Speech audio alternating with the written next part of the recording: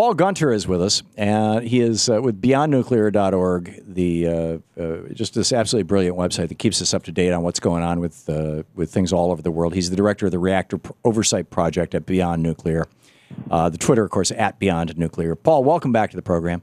Hey, thank you again, Tom. Thanks for joining us. It's been a while since we've done a story on Fukushima. Fukushima is still melted and melting down. It is still dumping radiation every single day. It has not let up. Just the news coverage has, and I don't want it to let it go below the radar screen. So please give us an update.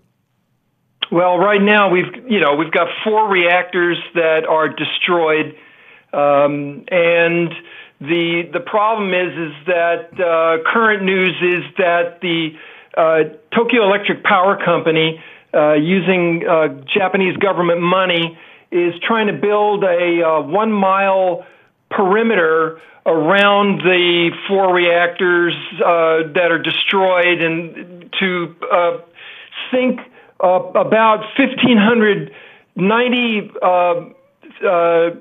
feet long pipes into the ground, fill it with refrigerant, and then freeze an ice wall around these damaged reactors so that groundwater flowing off of the mountains behind the reactor wreckage doesn't flow into this site and create more contaminated water. They've already got about 400 million gallons of contaminated water a day just from trying to keep these reactors cool, and more water flowing in that then clean water that gets contaminated. You know, they've got a real sorcerer's apprentice kind of situation going on there, where they're being flooded and flooding the Pacific with contaminated radioactive water. Right. But if they stop flooding the Pacific with contaminated radioactive water, well, they've got to be continuously pouring water over these melted reactor cores to keep them from really going China syndrome.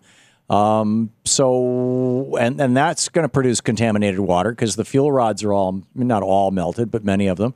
And so what are they going to do with all this contaminated water if they don't let it flow into the Pacific? Well, the idea is of this ice wall is to divert just a fraction of the water that's coming into that site. And so the ice wall will, this is an unprecedented operation. They usually use this kind of technology for short-term freezing around underground, under bodies of water so they can drill tunnels. And but that's only temporary. We're talking decades of trying to keep this process operational. Are they using like liquid nitrogen or something to freeze? I mean, it's your typical refrigerant. They're going to get this. The idea is to get the water to freeze at around 22 below zero Fahrenheit. And as the water contacts this refrigerated wall, it will freeze and, down to the bedrock. That's the idea. But, they've got water constantly pouring over these reactor cores. There's 3 of them that are melted. And that water is going to have to, the idea is that it's going to be treated through a giant filtration system right now that basically just pumps all this water into more than 1,500 giant tanks. They've had this enlarging tank farm there on the site, and they're hopeful that they're going to be able to treat that water. But this operation's been breaking down constantly since they've initiated it. So this is really a new concept on the movie Frozen that they're trying to concoct right now. It's not funny though. The prospect of fighting this is going to be daunting. Oh yeah, and it's going to have to last for decades or centuries. And Paul, how much of this radiation is reaching the United States? Well, we're only now beginning to see the very front edge of the plume coming around the northern Pacific, past Alaska and Washington and Oregon. Monitoring networks are still going up right now. Basically what we've got going right now at best is computer models. They're now beginning to try to set up actual monitoring of kelp and fish.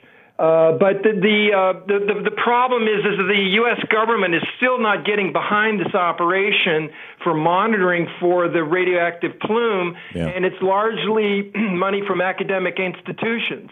I can tell you, I lived in Germany. We moved to Germany the week after Chernobyl melted down. And their standard for radiation in milk was 5 becquerels per liter. They raised it up to 50, then they raised it to 500, then they raised it, I think, again to 1,000. And they pretty much, there was just, there was a blackout on news coverage about radiation. I had one of these little Geiger counters, and I'd walk through the supermarket, and there were some things like mushrooms that would just trip the thing. It would just go brrrr, like that. It used to horribly embarrass my wife. But it's like every country, it seems, wants to just bury this information. Anyhow, Paul Gunter, you can read all about it over at beyondnuclear.org. Paul, thanks so much for the great work you're doing. Thank you, Tom. And thanks for being with us today.